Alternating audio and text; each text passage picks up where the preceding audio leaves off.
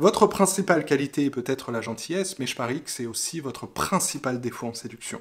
Si vous pensez être concerné par le syndrome du nice guy, du garçon trop gentil avec les femmes, allez au bout de cette vidéo, elle est supra importante. Je vais vous dire comment, avec des exemples très concrets, vous en libérer pour réussir votre vie amoureuse, sans tomber, ça faites-moi confiance, dans la caricature du coach en séduction, qui vous dit de toute façon les femmes, elles préfèrent les salauds, il faut poser les couilles sur la table, pas de ça ici. Alors vous savez, ça fait presque une décennie maintenant que j'ai l'honneur de travailler avec des hommes célibataires qui tombent tous, quasiment tous, à chaque fois dans la catégorie du gentil garçon. Celui qui se fait marcher dessus par les femmes, ce béni oui-oui qui n'arrive pas à affirmer son caractère, qui n'arrive pas à dire non quand c'est nécessaire, ou juste être, vous savez, authentiquement lui-même. Et désolé de vous dire que si vous voulez vous libérer du syndrome du gentil, premièrement, vous devez savoir que ça ne sera pas facile. D'accord? Alors, c'est peut-être pas ce que vous voulez entendre, mais c'est un processus qui est long, qui est laborieux, qui est très challengeant émotionnellement. Ça demande vraiment, pour dépasser ce truc du nice guy, une grosse introspection. Parce que vos problèmes relationnels avec les femmes ne sont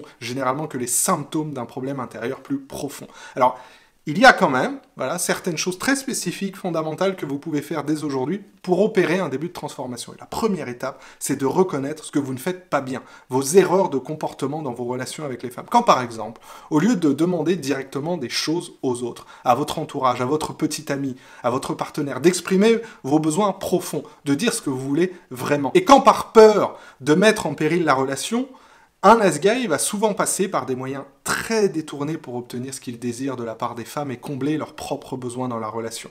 Et en voyant que c'est une mauvaise stratégie, que ça ne fonctionne pas, les nice guys ils vont faire quoi? Ils vont creuser dans la gentillesse et ressentir du coup une frustration grandissante, puis recourir à des actes subtils d'agression passive, c'est-à-dire qu'ils peuvent recourir au sarcasme, faire des pics détournés, s'engager dans une communication très indirecte pour exprimer leur frustration, voire un traitement par le silence pour faire comprendre à la fille subtilement qu'elle pourrait quand même le récompenser d'être gentille, tout faire pour elle et de tout lui donner.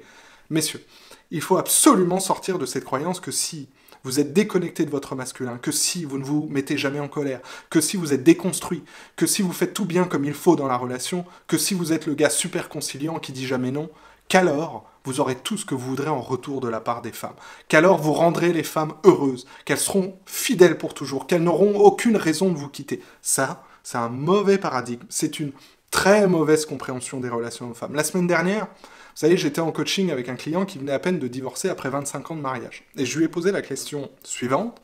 Je dis Lionel, c'était son prénom. Je lui dis Lionel, comment tu faisais dans ton mariage pour satisfaire tes propres besoins dans cette relation? Il s'est arrêté un moment, il a réfléchi, il m'a dit Quentin, moi je pense que ce que j'ai fait, inconsciemment peut-être, je ne sais pas si c'est bien ou pas, mais je pense que ce que j'ai fait pendant 25 ans, c'est partir de l'hypothèse que si je réponds à tous les besoins de ma femme, tout le temps, si je lui donne tout, si je l'aide à résoudre tous ses problèmes, si je lui achète des fleurs, si je prépare le dîner, si je fais le ménage sans qu'elle me le demande, si je m'occupe de tout le temps des enfants, que je lui rends la vie facile, alors elle me donnera ce que je veux en retour. Et là, je me suis dit, eh ben, il y a du boulot. Je lui pose une autre question, je dis, ok Lionel, donc ta perspective, c'est que tu dois tout donner, d'accord? Tout ce dont elle a besoin, quitte à anticiper tous ses désirs, et ensuite, selon toi, elle te le rendra en retour, et non seulement tu penses qu'elle te rendra la monnaie de ta pièce, mais tu penses, Lionel, qu'elle te sera forcément fidèle pour toujours. Et là, il m'a répondu, bah oui. Ce à quoi j'ai répondu encore, ok. Et du coup, Lionel, qu'est-ce qui se passe si elle ne fait pas ça? Qu'est-ce qui se passe si ça ne fonctionne pas? Comment, derrière, tu comptes obtenir ce que tu veux dans la relation si tu n'as pas la monnaie de ta pièce? Et là, il a réfléchi encore, Lionel, à un moment, et il m'a dit, bah, ça m'énerve. Donc je vais me plaindre, je vais la critiquer, je vais la juger, je vais faire mine d'être agacé, je vais faire mine d'être de mauvaise humeur, je vais créer des disputes débiles, je la cherche, je me plains de ne pas avoir ce que je veux, je vais même lui reprocher de ne pas être suffisamment reconnaissante, d'accord? À la moindre dispute, t'es pas assez reconnaissante pour tout ce que je fais. C'est-à-dire que Lionel va inconsciemment tomber dans un comportement d'enfant. Il boude parce qu'il n'a pas eu ce qu'il voulait. Il faut arrêter de faire ça. Il faut arrêter les gamineries pour essayer d'avoir ce que vous voulez avec les femmes. Il faut arrêter ces comportements qui sont des comportements d'enfants blessés, des comportements d'enfants immatures. Ce sont finalement des réactions comportementales qui sont la manifestation de blessures émotionnelles non résolues. Les femmes, messieurs, veulent rencontrer des hommes qu'elles respectent. Les femmes veulent rencontrer des hommes qu'elles respectent. Elles veulent dater des femmes qu'elles respectent. Elles veulent coucher avec des hommes qu'elles respectent. Elles veulent vivre avec des hommes qu'elles respectent. Et plus vous vous comporterez comme un gamin immature, passif-agressif, qui dit aux femmes « Non, mais tu me mérites pas, tu vois pas tout ce que j'ai fait pour toi depuis toutes ces années, t'es une ingrate, je m'occupe des enfants, je leur fais à manger pendant que toi tu te reposes, et c'est comme ça que tu me remercies », plus vous ferez ça, plus vous serez passif-agressif, moins elles vous respecteront. Plus vous serez comme ça, moins elles vous respecteront. Moins elles auront envie de coucher avec vous, d'être douces, d'être féminines, de vous traiter comme un roi. Ça, c'est la vérité, et ça fait mal à entendre, je sais, mais c'est la dure vérité. Et c'est la première chose, reconnaître quand j'ai un comportement passif-agressif parce que je ne dis pas ce que je veux de façon directe, d'accord? Arrêtez cette stratégie consistant à croire que si je suis dévoué, si je suis ce qu'elle veut que je sois, j'aurai tout ce que je veux en retour dans la relation et j'aurai un mariage heureux et une femme heureuse. Arrêtez cette stratégie pour se libérer absolument de la frustration qu'on va emmagasiner à cause de ça. La deuxième étape, du coup, c'est apprendre à exprimer, c'est logique, ce que vous voulez dès le début, en adoptant une communication beaucoup plus directe. Alors ça peut prendre du temps. Ça va demander de la pratique et de s'exposer petit à petit au risque. D'accord? Généralement, les nice guys, ils s'inquiètent que s'ils demandent ce dont ils ont besoin, ils ont peur d'être rejetés. D'accord? Donc ils ne demandent rien. Ok?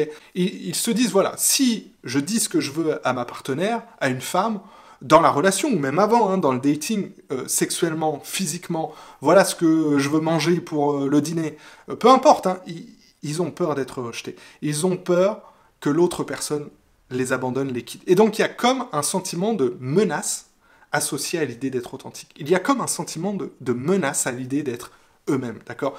Et qu'est-ce qu'un gentil garçon va faire dans cette situation? Plutôt que de dire ce qu'il veut, eh ben, il va se retirer, il va se renfermer, il ne demande pas ce qu'il veut ou ce dont il a besoin, mais il va falloir apprendre à le faire. Même si vous n'en avez pas envie, même si vous allez rencontrer, et ça vous le savez, de la résistance, c'est de vous exposer consciemment en demandant ce que vous voulez, ce dont vous avez besoin. Et ça peut être très simple, c'est votre petit ami vous dit « Qu'est-ce que tu veux manger pour le dîner ?» Là où l'ancien vous dirait « Ah bah je sais pas, c'est comme tu veux », vous pourriez dire « Attends, tu sais quoi, donne-moi une petite minute pour réfléchir à tout ça. » Et puis revenir 5 minutes après et lui dire « C'est quoi, je mangerai bien des lasagnes ce soir. » Ou encore mieux, dire « Chérie, tu sais quoi, j'adore ton gratin dauphinois, il est excellent, est-ce que tu peux me le faire pour le dîner ?» Ça, c'est qu'un exemple. Mais l'idée à retenir, c'est qu'il faut s'exposer à la possibilité du rejet, à l'échec, à l'erreur, à la possibilité de ne pas dire le bon truc, que ça fasse pas le bon effet, et de rester calme, centré, même si ces choses-là peuvent arriver, même si votre attitude contrarie votre interlocuteur, interlocutrice, même si votre petite amie vous dit « Oh non, ce soir, j'ai la flemme de cuisiner ». Elle a le droit de pas être d'accord, d'ailleurs. D'accord ? Elle n'est pas obligée de vous satisfaire. C'est pas parce que vous dites ce que vous voulez qu'elle doit vous répondre oui, qu'elle doit dire oui à tout ce que vous demandez. D'accord ? Parfois, c'est normal, vous aurez des refus. Okay ? Et d'ailleurs, ça ne signifie pas que quand vous dites voilà ce que je veux faire, voilà comment je veux procéder avec toi, voilà comment je vois la relation, voilà comment je veux t'embrasser, voilà comment je veux avoir des relations sexuelles avec toi, voilà la sortie que je veux faire ce week-end, voilà où je veux voyager cet été, voilà ce que je veux faire vendredi soir, voilà ce que je veux pour nous. Ça signifie pas que votre petit ami doit forcément acquiescer. Okay ? Ça ne l'oblige en rien à dire ok chérie, pas de problème. Elle a le droit de vous dire non. Elle a le droit de refuser. Elle a le droit de vous repousser. Pourquoi ? Parce que c'est peut-être pas ce qu'elle veut. Okay ? Vos envies, vos besoins ne sont pas les siens. D'accord ? Vos envies ne sont pas les siennes. Okay ? Vous allez, en vous affirmant, donc, faire face forcément de temps en temps à une résistance, et c'est parfaitement normal. Sinon, ça veut dire que vous êtes avec une femme dépendante et trop gentille, comme vous. D'accord ? Donc l'idée, c'est de comprendre que finalement, au début, quand vous apprenez à avoir une communication plus directe, c'est pas nécessairement le résultat qui compte au début. On cherche pas un oui. Le but, c'est pas d'avoir un oui. Ce qui compte, c'est de vous exposer au risque du rejet, d'essayer, au risque de l'échec, au risque de vous tromper, de dire une bêtise, de proposer un truc qui est mal reçu, de faire une mauvaise blague, d'accord ? Et malgré tout ça, de rester ancré, centré et calme en se disant, moi j'ai fait ce que je pensais être juste, d'accord ? La plupart, vous savez, des gentils garçons, ils ont tellement peur du rejet, tellement peur de l'échec, du qu'en dira-t-on, de mal faire les choses, que ça soit mal pris, tellement peur de blesser l'autre, de se tromper avec les femmes, de pas faire ce qui est attendu, de prendre un coup de sac à main, de finir avec un hashtag MeToo, qu'ils ne disent rien de ce qu'ils veulent. Et donc c'est précisément ce que vous devez apprendre à faire. Vous devez vous exposer à la possibilité que cette femme rejette votre proposition pour le dîner, qu'elle n'ait pas envie de coucher avec vous ce soir-là quand vous lui demandez, ou qu'elle refuse la sortie que vous allez faire ou votre idée de voyage. Ça peut arriver, c'est une possibilité, il n'y a pas mort d'homme, elle pourrait être offensée, elle pourrait être ne pas contente d'ailleurs, ok?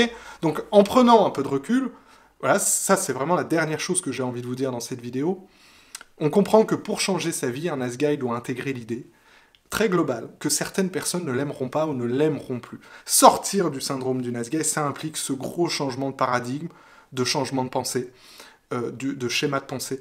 Ça implique de passer par des comportements, je vous l'ai dit, qui vont vous paraître inhabituels.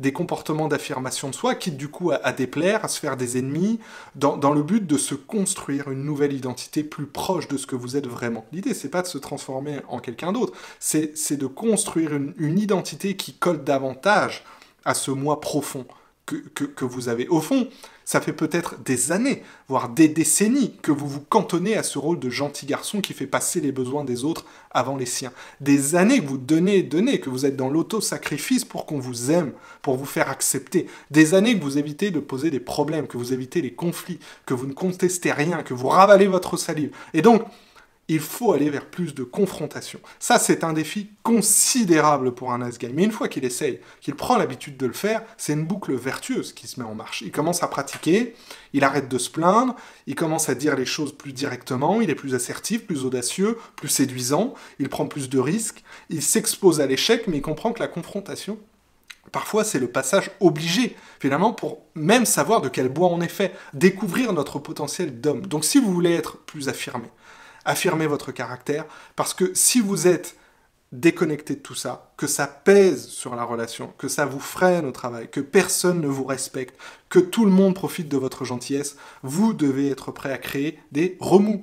Vous devez être prêt à prendre le risque de perdre l'intérêt des gens. Que les gens se disent « bah Quentin est pas si sympa, d'accord, moi je l'aime pas ». Et peut-être que l'acte de dire « bah moi ce soir j'ai envie de manger une pizza », ça vous paraît déjà insurmontable. Donc il faut commencer par des petites choses. Peut-être que l'acte de dire « chérie, depuis tout à l'heure, là vraiment tu m'excites, j'ai vraiment envie de coucher avec toi ».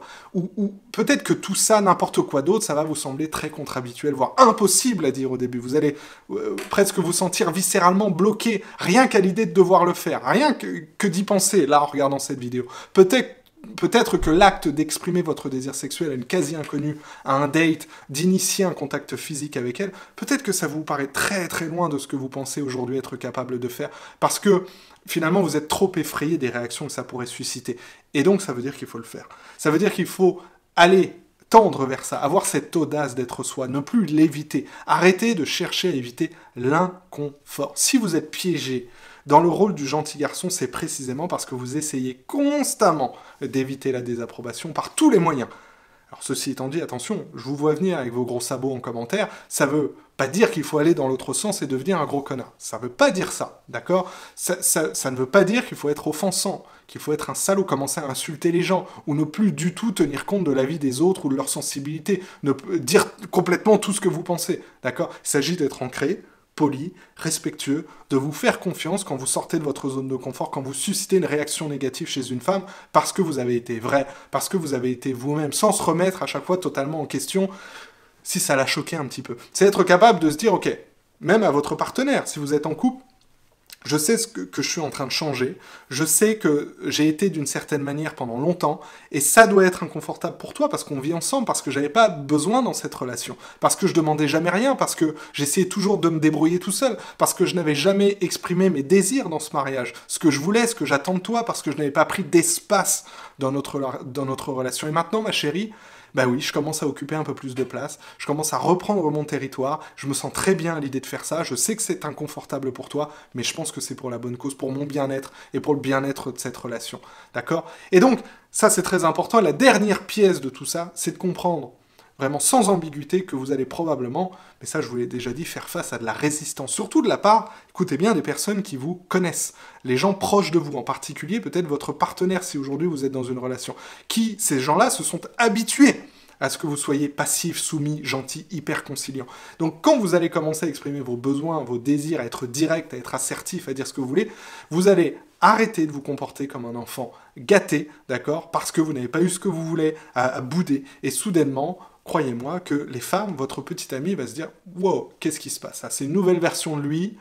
J'ai l'impression même que c'est un autre homme, c'est normal. C'est parce qu'en fait, vous l'avez mal habituée. Elle est habituée, et les gens aussi peut-être de votre entourage, à obtenir ce qu'elle veut. Elle est habituée à dire non, non, moi je veux pas faire ça, et à ce que vous laissiez couler, d'accord? Elle est habituée à ce que vous dites non, d'accord, pas de problème, on fera ce que tu voudras, ma chérie. Et là, soudainement, vous changez de paradigme, et vous dites non, en fait, c'est pas vraiment ok pour moi. Je veux pas aller là pour dîner. Je veux pas vraiment traîner avec tes amis vendredi soir. Tu peux y aller, mais moi ça m'intéresse pas. Ça va perturber forcément la dynamique relationnelle. Donc il faut s'attendre à de la résistance de la part de votre entourage, qui pourrait d'ailleurs ne pas tolérer cette nouvelle version de vous. Et la clé ici, c'est de réussir, si vous êtes notamment en couple, à rester connecté à votre partenaire en lui expliquant ce qui est en train de se passer à l'intérieur de vous, pourquoi vous voulez changer de comportement, la prévenir, en quoi, bah voilà, ça va complètement changer la dynamique de la relation. Mais sur le long terme, croyez-moi que c'est probablement cette femme ce qu'elle attendait depuis très longtemps. Si ça ne lui plaît pas, c'est peut-être parce qu'elle n'aime pas le vrai vous et qu'elle voulait finalement profiter de votre gentillesse. Voilà. Vidéo très importante, j'espère que ça vous a plu, j'ai mis du temps pour la concevoir, commentez ci-dessous, faites-moi savoir lequel de ces points vous avez trouvé le plus intéressant, si j'ai oublié quelque chose, n'hésitez pas à commenter, je vous laisse réagir, je lis tous les commentaires, et si vous voulez aller plus loin avec nous, ma formation gratuite est toujours disponible en cliquant sur le lien dans la description, je parle de tout ça en détail, de comment devenir un homme avec un gros H pour trouver l'amour. Ciao.